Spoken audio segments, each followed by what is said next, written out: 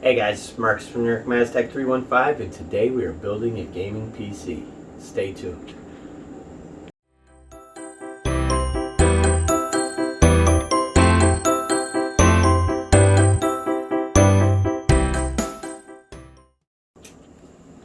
Alright guys, so basically, long story short, I got that Optiplex lot, or PC lot, or a bunch of PCs that were Optiplexes, and I did my best. I think a couple of them I kind of just kept as is, threw a graphics card in, and sold it. The one Modiplex was already painted, and so what we did was we went ahead and just added the side panel from a non-painted one, and we painted the side panel. That video you can watch. Go ahead and click it after this one or before. We did take another one of those Optiplexes, and basically we took plexiglass and we modified that so that way we would be able to have a side panel, because that particular Optiplex was going to a 5-year-old to play Minecraft. We threw a GT 710 in it, had 8 gigs of DDR3 RAM, and it had the i5, second gen i5, 2400. So one of the Optiplexes though, we took the processor out. It was the i5 4590. And everything was going great up until I ordered an aftermarket motherboard. Because originally, I did try to do what Brian from Tech Yes City did, which is basically take the motherboard out and use all the components from the Optiplex, put it in an aftermarket case. And it worked okay, but it was running really hot and it was giving me some issues. So we decided, let's just grab an aftermarket motherboard, which is normally what I do. Well, then we went on to eBay. We ordered one motherboard and it came with bent pins. We ordered another one, it came with bent pins. So we gave up on eBay used marketplace and we went ahead and grabbed on Amazon an Asus H110 MDGS micro ATX or an ITX motherboard. And we picked up also an aftermarket cooler. Definitely nothing I've heard of. Darkflash Shadow RGB. It works great. It does its job. Definitely lights up. Does come with a controller cord, which is cool. This motherboard doesn't have that, but it would be nice if it did. But if you had a newer motherboard, it's great to know that you could actually use this. This is for LGA style motherboards. If you were to use, I think AMD, you'd have to make sure that it even fit, even if you had your stock backplate there. We're going to go ahead and pair it with the winner chicken dinner. This RX 560 4GB graphics card I purchased off of eBay, and it was said it was a 550 2GB. So I don't know where they screwed up, but in the beginning I put it in and I had no clue what it was, and of course without a driver, Windows 10 is telling me it's in a Microsoft adapter. GPU Z didn't really know.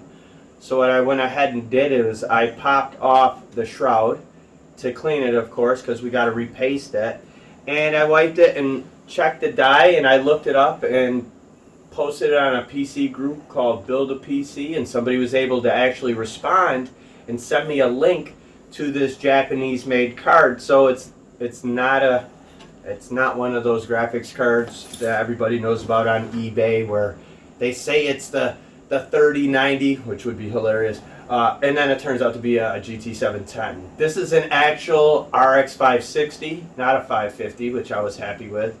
And again, 4GB card. So I grabbed the drivers for this, and we're going to go ahead and add 8 gigs of RAM.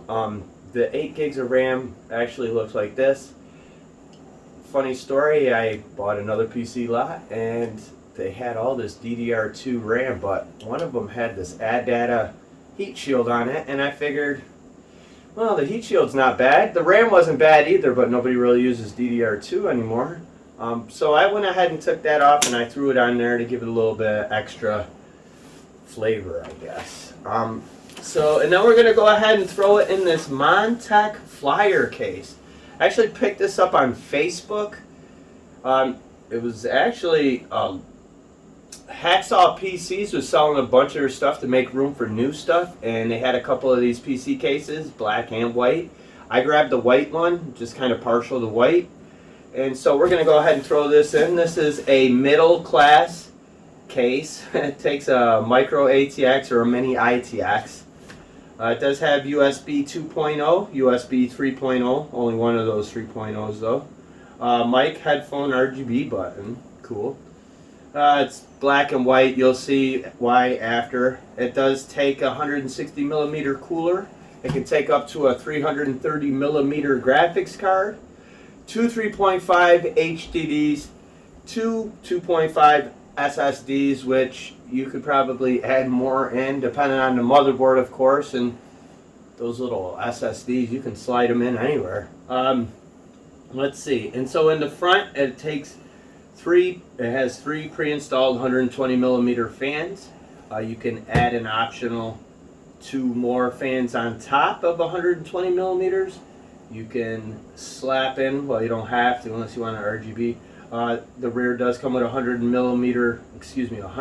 millimeter pre-installed fan, and inside optional you can add another 120 millimeter fan. So let's see. So I mean, you got 6 fans you can throw up in here, or you could probably throw in well, let's see. Well, you could definitely throw in a 360 millimeter rad.